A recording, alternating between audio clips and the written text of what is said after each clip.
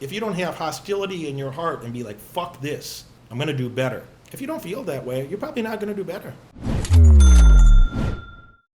Brennan says, hey Derek, when I'm working hard on my goals and sacrificing sleep and constantly planning my future and figuring out my best next step toward my goal, what are your best pointers on stress mitigation while dealing with other stressors in life? Stress of work and sleep deprivation. I like what you said about accepting reality as if you willed it yourself. That quote and mindset behind it has helped me accept certain feelings and situations that I am in day to day. So thank you for that thought. Any other tips that you could touch on about handling stress in short term and long term? You got to find things that are synergistic. It's a great question, Brennan. It's a great question. And this one's a double-edged sword. That in some areas I've handled this like world class, like best in the world champion. And in some areas I've neglected. My financial education, if you grew up how I grew up, if you've seen the despair and awfulness of it, and it was awful. I hated it. I hated it enough that I would be willing to do anything to get out of that situation. And some bleeding heart type will disagree with this, but like, if you don't hate your fucking current circumstances, then you're not going to change them. If you don't fucking hate it, if you don't have hostility in your heart and be like, fuck this, I'm going to do better. If you don't feel that way, you're probably not going to do better. Or it's going to be so incrementally better that it's a joke compared to your actual potential. So if you don't hate your current circumstance, I wouldn't bet on you to change it. I wouldn't bet that you'll change it. If you don't have a hostility inside, and just say, fuck this, I'm going to do better. Fuck this, I'm better than this. I'm going to hold myself to a better standard. I'm going to do whatever it takes. I know it's going to take years. It's not going to take days, not weeks, not months. It's going to take years. You're going to be alive for a long time yet, homie. You got a lot of time. If you're not willing to take on projects that take more than a week to accomplish, I don't know what to say about that. So, managing stress that way, I'd say some things that I've done extraordinarily well is I only focus on 1.5 projects at a time, 1.2, 1.5 projects at a time. You got to have your primary project. Some of you are going to hate what I'm going to say. And for those of you that pay attention, it's going to be maybe the biggest thing said today. It's going to help your life. You got to have your primary project that you work on 12 to 14 hours a day. 12 to 14 hours a day, you have to be obsessed. You have to be obsessed that 12 or 14 hours a day you're going to work on that project. At least 12 hours. When you're so exhausted, when you put in your minimal 84 hours that week on that project, 12 hours times 7 days, when you're so exhausted, when you're so psychologically fatigued, you can't make yourself think about that fucking topic any longer, then go work on your secondary project. Then go work on your fucking secondary project. You have permission, after you put in your 80 hours or so on your primary project, now you can work on your secondary project and move that along as well. And continue to make progress. If you're not thinking about there's 168 hours in the week. Everybody gets 168 hours. Rich people get 168 hours. Poor people, 168 hours. Smart people, dumb people, they both get 168 hours. Everybody gets 168 hours. And the people that manage it the best, they're going to have the best outcomes. Never be mad at somebody else for having success that you didn't earn. Never be mad at somebody else's success when they're doing better than you. You don't want to put in the effort to do it. Some people are going to be smarter than you, and they're going to have an advantage that they can have a better outcome in less time. Some people are going to be dumber than you, and you're going to have a better outcome, but you know what? Some of those dumb people might outwork you. Some dumb people might outwork you and end up with better outcomes. And that's a real tragedy when you let a dummy outwork you. And some of you might have had a dummy boss. Let's have another poll. Who had a boss who was clearly dumber than them? Put a poll in like that. How many of you had an employer/boss at one time that was clearly dumber than you? I imagine it's almost everyone. I remember being a teenager and feeling that way. I'm like, I am smarter than my manager is, who's twice my age. I remember being a teenager and and I didn't come in with that attitude. I came in with an attitude like I'm going to learn something and do something and it's going to be good. And I later had the attitude, I'm like, no, I'm actually quite certain that in most contexts, I'm significantly smarter than my employer is here. And that's deeply frustrating to feel like you're in a position that you're supposed to take orders from somebody who's fucking dumber than you. And that's like something that happens in a concentration camp or a corporate office. Either way, it's not good, man. Either way, it's not good. So, yeah, I don't want to be in that situation. I'm never going to be in that situation again. I'll be dead first. But, I don't want you to be in those situations. So you get 168 hours, and, 84 hours is only half of the week. You sleep 6 hours, you sleep 7 after you have the luxury of a bit more money. You can sleep 7 hours. In the short term, you sleep 6 hours. You got 18 hours to do something. You're going to spend 90 minutes brushing your teeth and cooking something and eating something and whatever, going about your life. But, you got 16 hours that you could be doing something productive. I think you should be spending 12 on your primary project. You could spend another, any little bit of oomph you got left, spend it on a secondary project.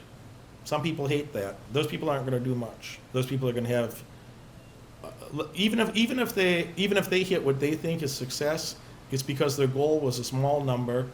Their goals are much smaller than their real potential, and they might have achieved their goal, but they could have achieved tremendously bigger goals.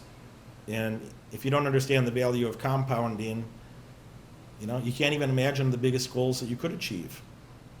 And I'm not saying that as an insult either. It's just sincerely, like, if you don't understand how compounding works, I think Einstein called it like the eighth wonder of the world. I believe that's true. I believe Einstein said that, compound interest is the eighth wonder of the world. So, your education is that way. Your work ethic is that way.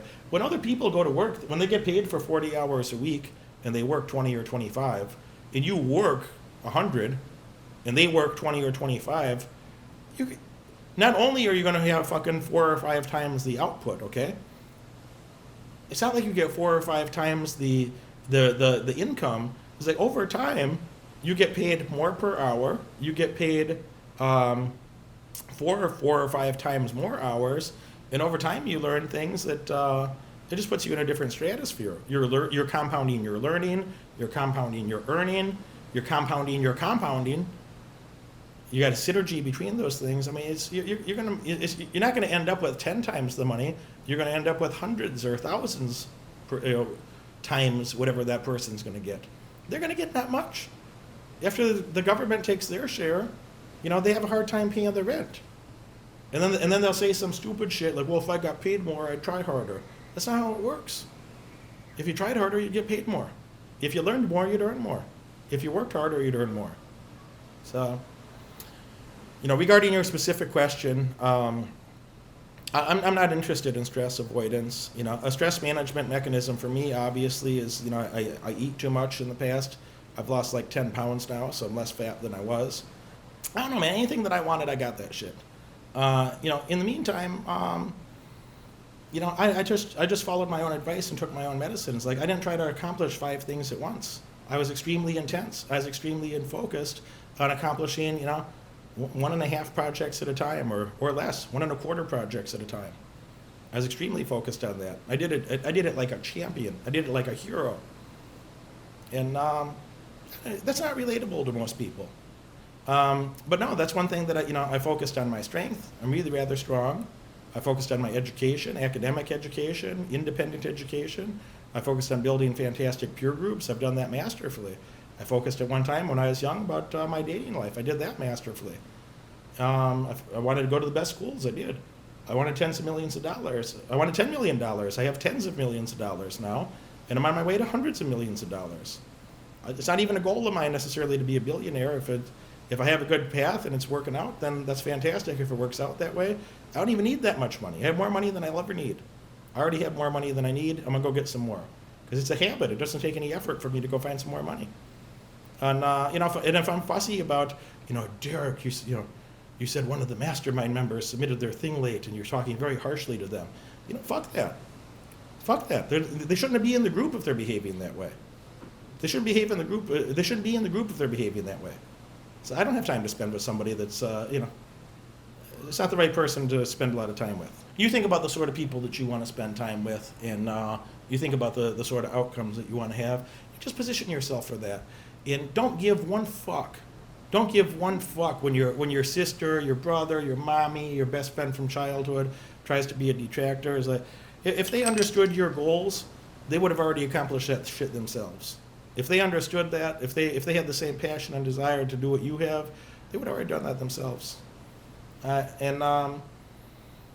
going to be tremendously more selfish with my time next year. I promise I am. I put it on my schedule, January 1st. Literally on my schedule. I'm going to be tremendously more selfish with my time. And I'm going to go, I'm going to use my willpower to think about my diet and focus on that. I'm going to sleep a little better. I've earned that spot. I'm going to sleep decent now. I'm going to spend more time with, only people that I really, really want to spend time with, the highest quality mastermind members. I'll go do some public talks next year. I'm quite looking forward to it. I'm going to create a digital program. I actually did the first interview for it yesterday. And that'll broaden the audience. That'll bring in waves of new clients, and the best clients are going to crowd out the weaker clients, the ones that are most committed, most dedicated, contributing at the highest level, the most fun. They're going to crowd out the weaker clients, and that's great. That's great news for all of us. No, it's not true. It's great news for me. It's great news for the other high quality clients that are, the people that are in all the programs, people that are in the mentoring program, the mastermind program. It's fantastic news for the mastermind members that are engaged. It's fantastic news. It's exactly what I promised you. I'm going to do it on a large scale. You're going to love it. It's fantastic news for the highest contributing mastermind members. It's fantastic news for me. For other people that think that they can pay an admission and then fuck off, it's not good news for them. It's just a note for me to ignore those people.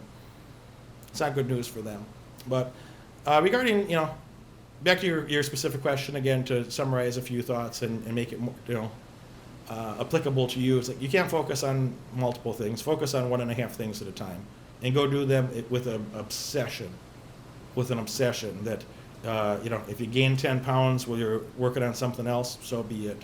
Just go be obsessed. Try to maintain things as best you can. But if you gained a few pounds, if you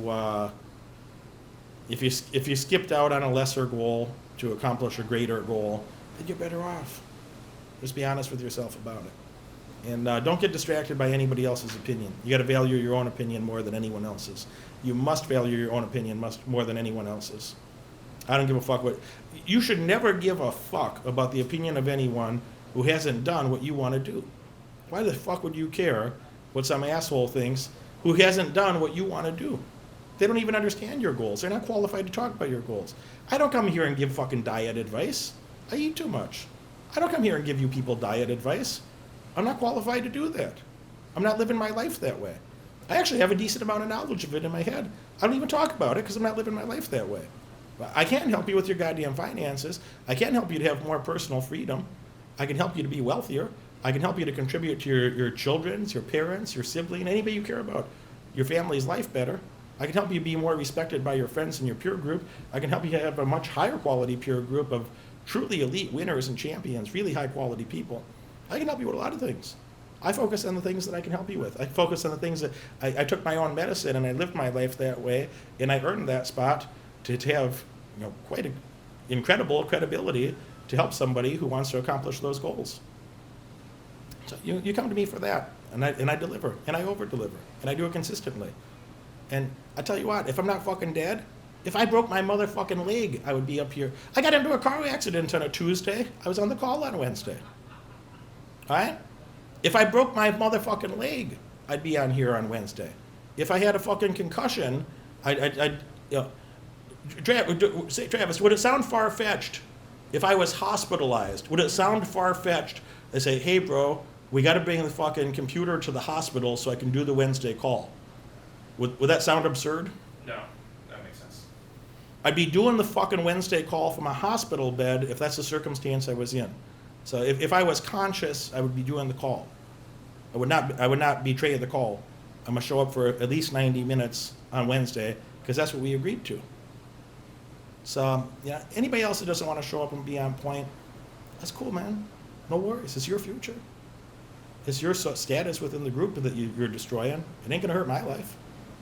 It ain't gonna hurt my life. It ain't gonna disappoint the other people who did show up. It ain't gonna disappoint them. They're gonna be happy. Here, I'll go back to that question. How many of you had an employer or a manager clearly dumber than you? 92% said yes. 92%. So you don't want to be in that spot. You don't want to be in that spot. That's really painful. That's a really painful spot to be in. So Brendan, focus on your most important goals and go do that.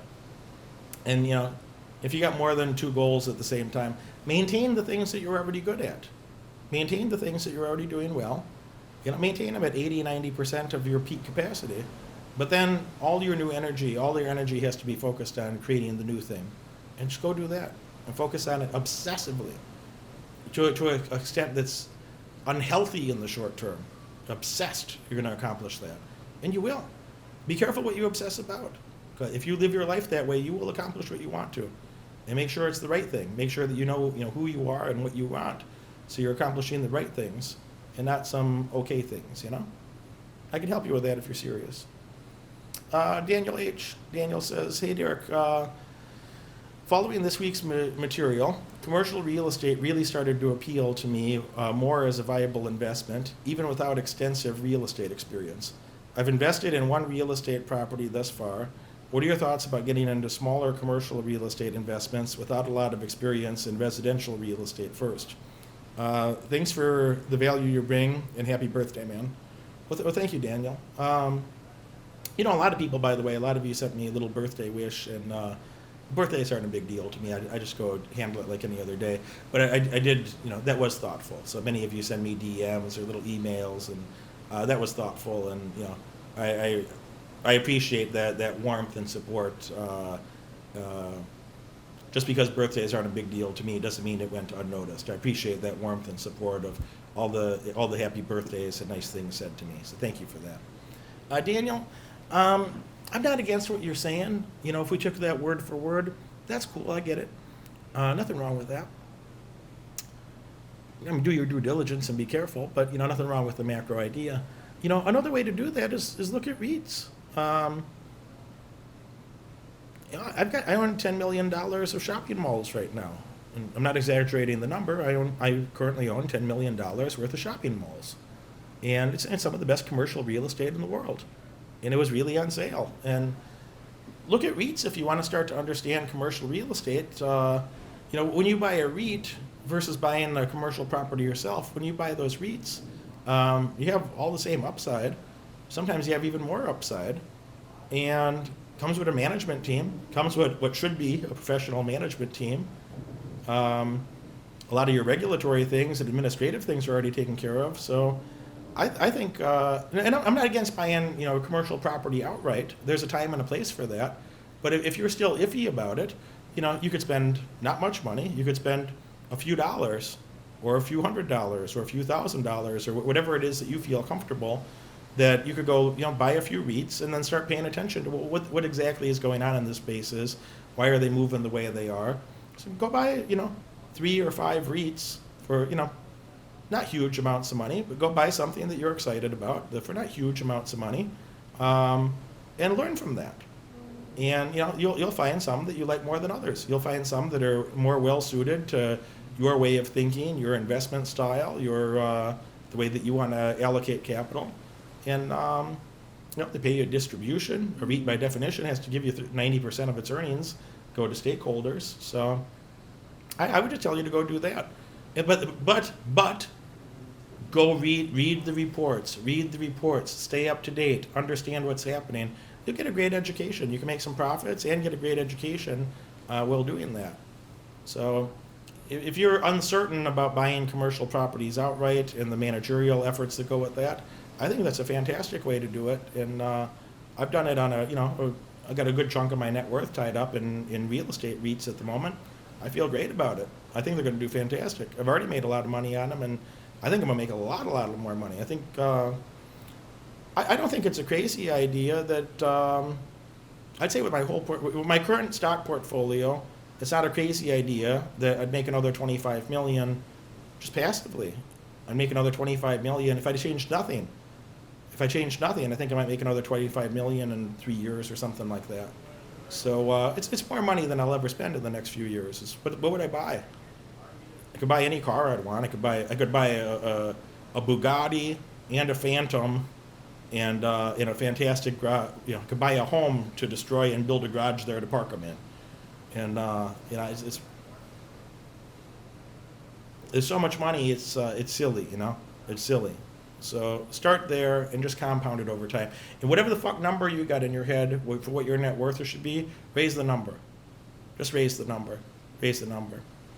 My name is Jordan, and I'm currently on week 5 of the Derek Moneyberg mentoring program. I can honestly say I've already gotten 20x the value of what I paid out of the program. The most important thing Derek's got across to me is the value of my time, and that I'm the CEO of my own life. Thinking about my time in this way has really helped me cut out the least effective actions and focus on the most effective actions. I'd say going forward, I can't wait for the money I'm going to make from these strategies, and I already know my life has changed for the better. If you're someone that's thinking about taking a program with Derek, all I can say is do it. It's such a petty cost for a potentially fantastic gain. All you need to do is show up, do your homework, and think about these concepts, and you're going to see a big change. If you didn't like this video, please feel free to unfollow. My clients and I celebrate when the wrong person leaves our lives. But if you did like this video, if you're a person that's dedicated to success, dedicated to a better life, make sure you like and subscribe. I have a lot more to share with you. I look forward to seeing you at one of my live events in the future, or as a client on one of my paid mentoring programs.